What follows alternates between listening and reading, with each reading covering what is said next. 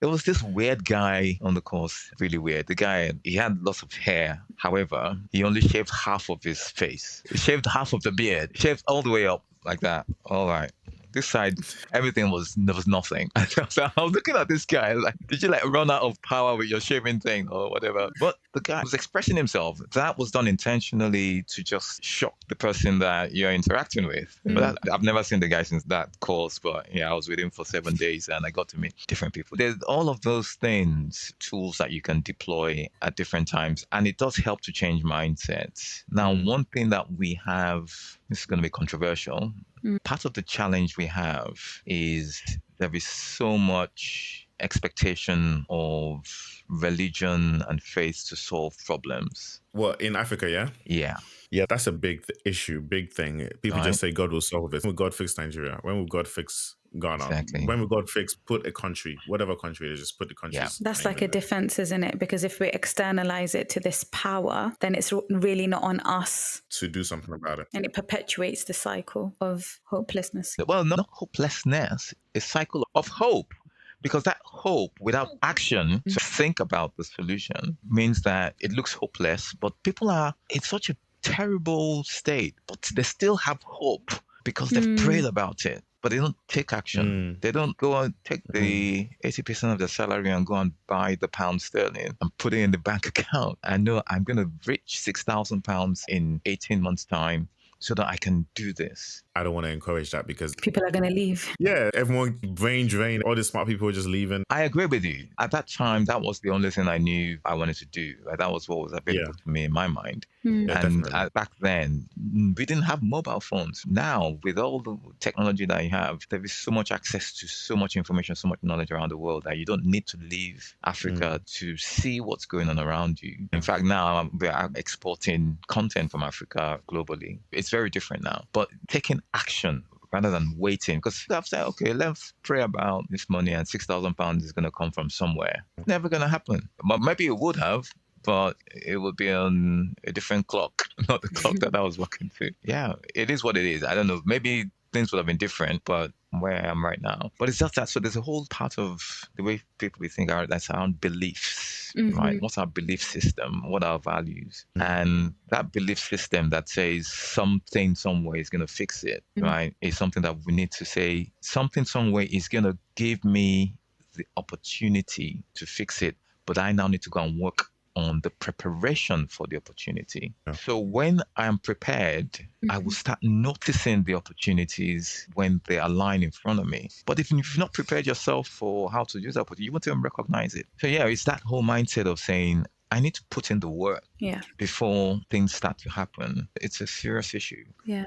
I definitely agree with that. It's the idea of being proactive, right? Instead of just being passive recipients. And as much as I agree that externalizing can maintain and hold on to hope, it allows for the person to kind of not assume a level of proactiveness or responsibility, right? It's kind of keeping them in a very comfortable place. And sometimes that's not necessarily a bad thing because it's also about self-preservation. Yeah. And obviously we're talking about it from a country where we have a lot more privilege at times, depending on how you've been born and raised, because there are people who live in Africa in very privileged communities. So it's not all bad, but we're talking about maybe the regular working class family. I know the class system is another whole debate. Yeah, what I mean is the people who don't have access to resources. I was going to say about what Peter said was, this is the one thing that I've always had frustration about. And this, I guess, another reason why I'm doing this podcast. When Sumaira, you said I'm always trying to do a mindset shift. I don't like the fact that people just say one of these days God will fix it, or I want people to take charge of their own destiny. And I feel like the best way to allow that is to empower them through a mindset shift, but also through information so they can know what is possible and what isn't. So education is quite important. And we don't want to do education the boring way. We don't want to do education the way that it's been done over the years, that industrialized type of education that is just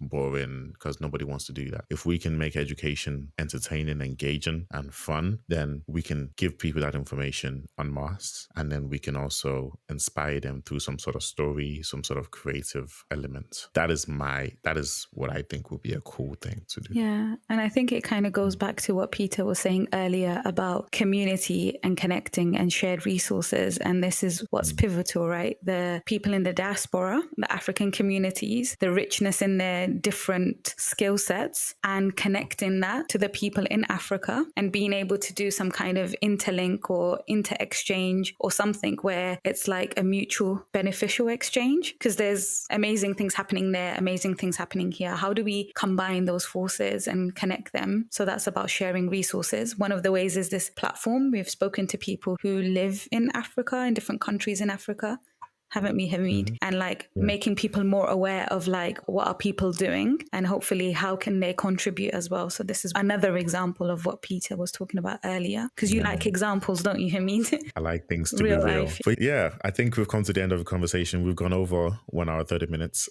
I would like to say thank you so much, Peter, for your time. Yeah, I've really enjoyed this conversation. We usually conclude by asking people to provide advice for our listeners, but I feel like you've been providing advice throughout the entire conversation. That's why I was taking notes. I'm going to recap the advice that you've provided, and you let me know if I missed out anything. Or Sumera, you can let me know if I missed out anything that Peter has said throughout this conversation. First one is to build community wherever you are with like-minded individuals that are also interested in, actually, I was going to say interested in lifting up Africa, but they don't have to be. You just said build community in general. Just build community with other Africans, other Black people in your area, network with them, and then learn new skills, learn how to communicate your ideas, and then don't self-exclude. That's another thing that you mentioned. Don't self-exclude from certain places. Don't say this place is too good for me. Don't worry about being the first person, because there needs to be a first person in order for more people to, there needs to be a first Black person to have done this in order for more Black people to join. So if you have your community, that's another support system you can rely on whilst you do that dangerous, adventurous thing where you are the first person to step forward. What else did you say? You said, I love this one. So I wrote this one down. On the continent, we need to change our mindsets. Instead of thinking that God or something somewhere is going to fix the situation magically. What we should think is something somewhere will give me the opportunity to fix the situation, but I need to go prepare for that opportunity. I really love that. I really love that. If people can just do that little switch, there'll be a whole lot more proactiveness going on. There'll be a whole lot more action on the ground, and maybe we can even see change pretty quickly. So how do we get that message, that line you just said now? I need to somehow get that in everyone's head. Yeah. Don't know how. Yeah, definitely. There was also thinking about how to become digital, to become global as well, that I really liked as part of our conversation today. Amazing. Thank you, Peter, for your time. Was there anything else that you wanted to mention? Anything that you're working on that you might want to highlight? Because we're going to put links and stuff in the description for every episode. So what do you want people to go in the description or find out about you? I just survived Black History Month. I did a whole range of events at work, which was my LinkedIn is popping with lots of people mentioning me and saying, Can I put your LinkedIn in the description? Oh God, yes, you can do that. You can put my LinkedIn there.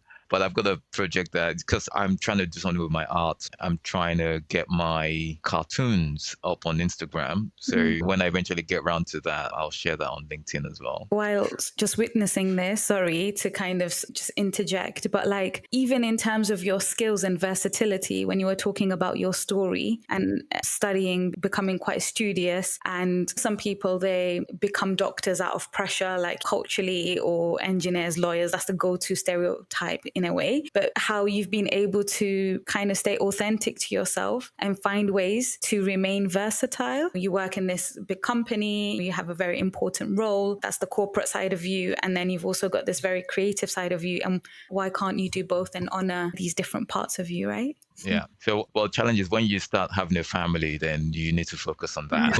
Well, kids are grown up now, so I've got a bit more time, but that's an excuse, really. I just got a bit lazy. But yeah, so that's the project I'm working on, drawing cartoons about idioms. On a timeline, please. on a deadline. Let's see what I can get done in 2 months. Okay, That's 2 months. sort of mindset changing thing where just make really deep idioms funny or fun to engage with, and use that to help people understand things better. It's about making knowledge more accessible, right, Hamid? That's the whole Indeed. point. Yes. Yeah. So Yes, I like the fact that you keep saying that, Samira, because I keep saying entertaining, but that's what I mean. When I say entertaining, I mean accessible. I mean something Yeah. that everybody will want to learn about because they're not Yeah. bored or whatever. that's why they can But yeah, listen thank to the you. podcast, but they can also watch it because people learn Yes, differently. yes, indeed. Thank you so much, Peter, For your for your time. time. Yeah, It was appreciate lovely it. having you. Yeah, same here. Thank you for the opportunity to share. It's not a lot of time I get to tell my story, so appreciate it. Awesome. Awesome.